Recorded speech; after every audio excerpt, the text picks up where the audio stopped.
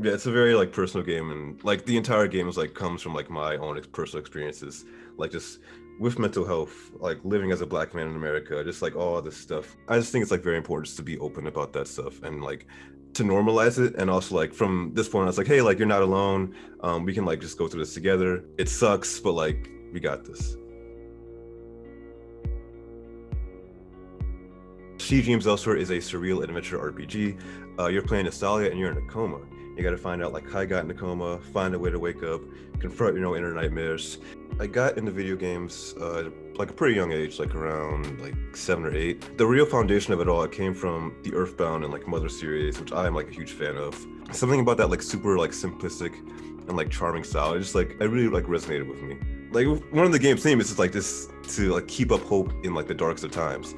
Um, so I try to kind of keep that mantra, like even in my real life too.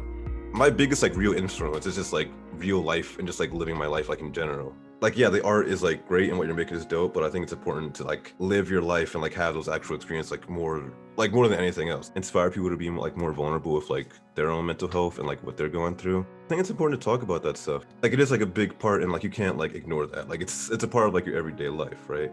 And also just to have like empathy for others, because like everybody's like kind of fighting like their own like personal little battles. Like you never know what anybody's going through. So I think it's important to just like keep up that like just empathy and just like, relax, chill out, let people live, help support them. So it's like it's very much like a reflection of like not just like her life in the game, but also just like, my life like as a creator, like what I want to do.